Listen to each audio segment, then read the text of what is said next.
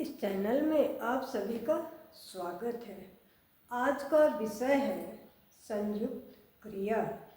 वैसे तो सभी लोग ये जानते हैं कि जिसके द्वारा किसी काम का होने या करने का बोध होता है उसे क्रिया कहा जाता है, लेकिन यहाँ प्रश्न यह है कि संयुक्त क्रिया किसे कहते हैं, उसकी पहचान करने का क्या ट्रिक्स है। यहाँ पर 90% लोग क्या करते हैं, गलतियाँ पहचान करने में करते हैं। आज मैं आप लोगों को वो ट्रिक्स देने वाली हूँ जिससे आप लोगों को संयुक्त क्रिया की पहचान करने का काम बिल्कुल आसान हो जाएगा। जैसे हम लोग पहले ये देखेंगे कि संयुक्त क्रिया किसे कहते हैं। संयुक्त क्रिया दो या दो से अधिक क्रियाओं के मेल से जो पूर्ण क्रिया बनती है उसे हम लोग संयुक्त क्रिया कहते हैं। यानी दूसरे अर्थों में यह कहा जा सकता है कि जब वाक्य में दो क्रियाएं एक साथ चलती है या रहती है तो उसे संयुक्त क्रिया या पूर्ण क्रिया कहा जाता है। क्लियर? तो मान लीजिए ये वाक्य है, वाक्य में दो क्रियाएं एक साथ रहती हैं और जब वो पूर्ण हो जाती है तब वह संयुक्त क्रिया कहलाती है। तो राम खाना खा चुका, राम खाना, ये क्या हो गया, एक क्रिया हो गई, और चुका ये दूसरी क्रिया हो गई। तो जहाँ पर वाक्य में दो क्रिया चलती है, रहती है और उसकी पूर्णता का बोध होता है उसे संयुक्त क्रिया कहा जाता है। It is clear? तो इसमें क्या है, पहचान करने का तरीका, दो क्रियाएं हैं, दो क्रिया में एक मुख्य क्रिया होती है और दूसरी सहायक क्रिया, और दोनों के मिलने से या पूर्णता होने पर क्या बन जाता है, संयुक्त क्रिया।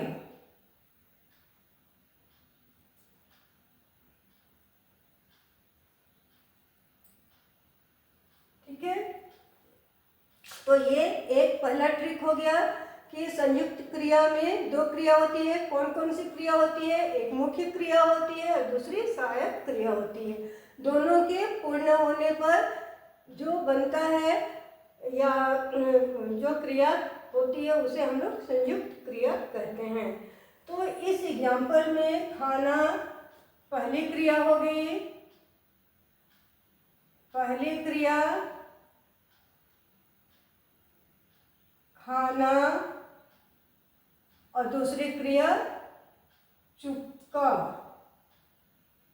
चुकना हो जाता है इसका, चुका। ठीक है, ये दूसरी क्रिया होगी हमारी और दोनों के मिलने से संयुक्त क्रिया बना। तो संयुक्त क्रिया की पहचान हम लोग कैसे करेंगे, ये नेक्स्ट ट्रिक है।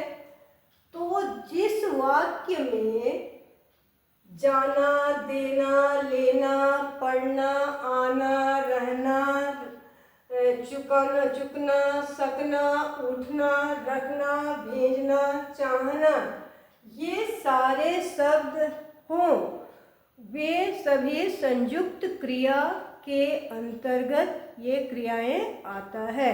क्लियर? तो ये सारे शब्दों को ध्यान में रख लेना है। जहाँ पर ये सारे शब्द हैं वह कौन सी क्रिया है, वह संयुक्त क्रिया है। अब यहाँ पर संयुक्त क्रिया की विशेषता क्या होती है, विशेषता यह होती है कि पहले जो क्रिया होती है वह प्रधान क्रिया होती है। जैसे इस वाक्य में पहली क्रिया खाना है तो खाना क्या है, ये प्रधान क्रिया है, और दूसरी जो सहायक क्रिया कौन सी होगी, अर्थ, दूसरी क्रिया अर्थ में विशेषता को प्रकट करता है। तो यदि यहाँ हम लोग उदाहरण में देखें, खाना पहले क्रिया है तो खा चुका, चुकना क्या हो गया, अर्थ प्रकट करता है, विशेषता प्रकट कर रहा है कि वह राम खाना खा चुका है, विशेषता प्रकट हो रही है। तो दूसरी जो क्रिया होती है वह क्रिया का काम क्या रहता है, विशेषता प्रकट करना। फिर एक और उदाहरण मैं बता रही हूँ, मैं पढ़ सकता हूँ, मैं पढ़ सकता हूँ। पढ़ क्या है, प्रधान क्रिया, प्रधान क्रिया, प्रधान क्रिया यानी मुख्य क्रिया प्लस दूसरा सहायक, सहायक क्रिया में कौन सी क्रिया आएगी, यहाँ सकना। तो सकना क्या है, हमारी क्रिया, और सकना कि हम पढ़ सकते हैं, पढ़ने की यहाँ क्या बताई जा रही है, विशेषता दूसरे से सकने से प्रकट हो रहा है। तो जहाँ पर पहले प्रधान क्रिया हो और दूसरी विशेषता प्रकट करते हो वहाँ संयुक्त क्रिया होता है। क्लियर। अब नेक्स्ट यहाँ ये भी क्वेश्चन पूछा जाता है कि क्रिया कितने प्रकार की होती है। अब मैं आप लोगों को और भी ट्रिक्स देने वाली हूँ, इसलिए वीडियो को पूरे ध्यान से आप लोग देखेंगे, वीडियो को छोड़ करके नहीं जाएंगे। अब इसकी जो क्रिया के जो भेद हैं उसमें पहला जो भेद है वह है आरंभ बोधक क्रिया। तो आरंभ बोधक क्रिया की परिभाषा क्या है या किसे कहते हैं, तो आरंभ बोधक होने का जिस वाक्य में क्रिया के आरंभ होने का बोध होता है उसे आरंभ बोधक क्रिया संयुक्त क्रिया कहा जाता है। जैसे वह पढ़ने लगा, वह पढ़ने लगा, राम खेलने लगा, यानी वह राम जो है खेलने का काम प्रारंभ कर दिया है। वह पढ़ने लगा है, राम पढ़ने लगा, राम पढ़ने की क्रिया शुरू कर दिया है। तो यहाँ पढ़ने का, खेलने का, खाने का क्रिया का प्रारंभ होने का बोध हो रहा है। तो जिस वाक्य में क्रिया के आरंभ होने का बोध होता है उसे हम लोग आरंभ बोधक संयुक्त क्रिया कहते हैं। नेक्स्ट है समाप्ति बोधक। तो यहाँ पर मुख्य क्रिया की समाप्ति होने का बोध होता है, उसे हम लोग समाप्ति बोधक क्रिया कहते हैं। जैसे वह खा चुका है, वह पढ़ चुका है, ठीक है। तो यहाँ पर खाना खा चुका है यानी समाप्त हो चुका है, समाप्त होने का बोध हो रहा है। वह पढ़ चुका है, पढ़ लिया है, अभी वह पढ़ने की क्रिया समाप्त हो चुकी है। तो जिस वाक्य में कार्य करने की क्रिया की समाप्ति का बोध होता है उसे हम लोग समाप्ति बोधक क्रिया कहते हैं। क्लियर। इसकी पहचान कैसे करेंगे, यहाँ कौन सी ट्रिक को याद रखना है कि जहाँ पर समाप्ति बोधक क्रिया होता है वहाँ पर चुकना शब्द जोड़ दिया जाता है तो वह संयुक्त क्रिया बन जाता है। संयुक्त क्रिया में भी समाप्ति बोधक। क्लियर। नेक्स्ट है अनुमति बोधक। तो जिसमें क्रिया में अनुमति का बोध हो उसे हम लोग अनुमति बोधक क्रिया कहते हैं। जैसे मुझे जाने दो, अनुमति लेना है कि मुझे अब क्या करो, जाने दो। मुझे बोलने दो, जाने दो, बोलने दो। तो जहाँ पर अनुमति का बोध होता है वहाँ पर हमें अनुमति बोधक संयुक्त क्रिया होता है। नेक्स्ट है विधिवाचक। तो विधिवाचक क्रिया के अंतर्गत कार्य किस प्रकार से हो रहा है, किस प्रकार से हुआ, जहाँ पर तरीके का, विधि का पता चले, उसे हम लोग क्या कहते हैं, उसे विधिवाचक क्रिया कहते हैं। ठीक है। नेक्स्ट है भाववाचक।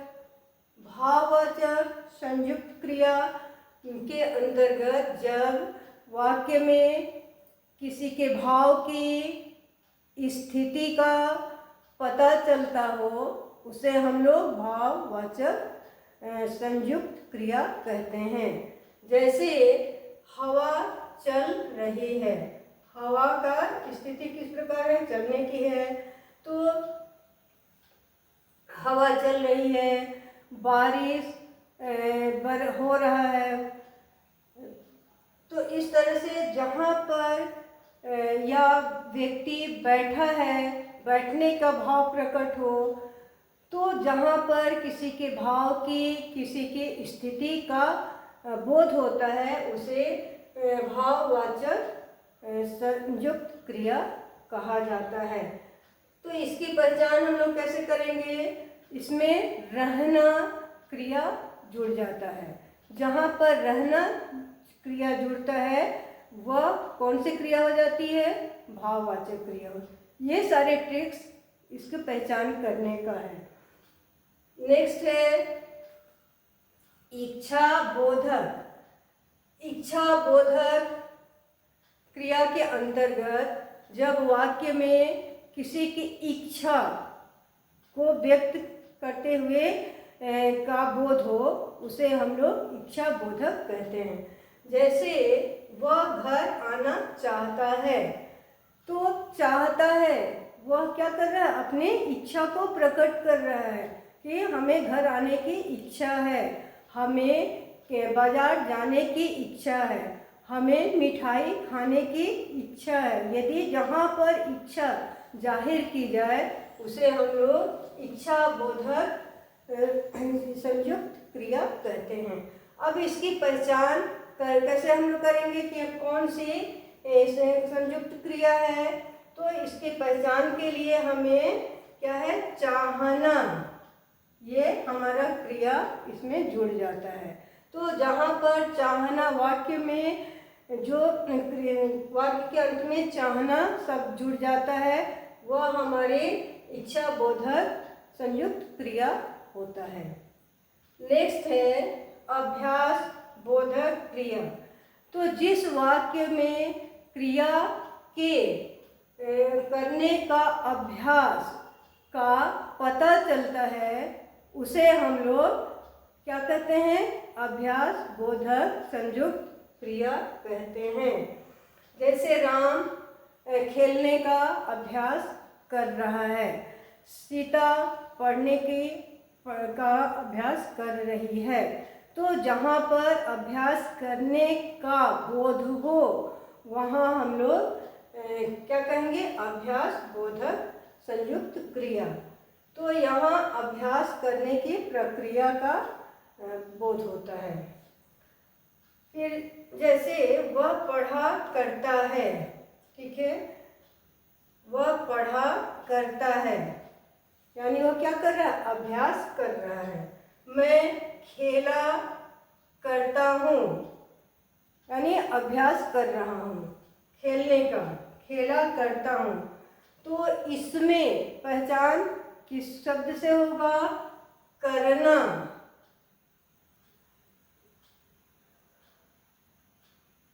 क्लियर, करना से अभ्यास बोधक शब्द की पहचान हो जाती है। नेक्स्ट है शक्ति बोधक। तो शक्ति बोधक किसे कहते हैं, तो जिस वाक्य में शक्ति करने की इच्छा का बोध होता है, उसे शक्ति बोधक कहा जाता है। जैसे मैं पढ़ सकता हूँ, मैं काम कर सकता हूँ, मैं खेती कर सकता हूँ। यानी जिसमें कर सकने की शक्ति का बोध होता है उसे क्या कहा जाएगा? उसे शक्ति बोधक संयुक्त क्रिया कहा जाता है। तो यहाँ पर भी शक्ति का बोध होता है। नेक्स्ट है आवश्यकता बोधक।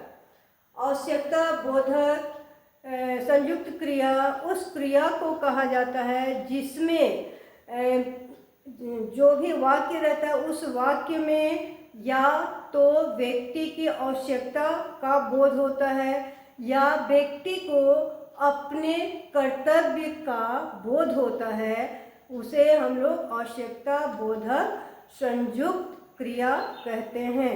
जैसे मुझे माता पिता की सेवा करनी चाहिए, ठीक है, मुझे माता पिता की सेवा करनी चाहिए, इसमें किसका बोध हो रहा है? इसमें कर्तव्य का बोध हो रहा है। तो जहाँ पर आवश्यकता हो या कर्तव्य का बोध हो उसे हम लोग आवश्यकता बोधक संयुक्त क्रिया के अंतर्गत रखते हैं। क्लियर? तो इसकी पहचान हम लोग कैसे करेंगे? पहचान करने के लिए वाक्य में जो क्रिया होती है वह क्रिया कौन सी है? चाहिए।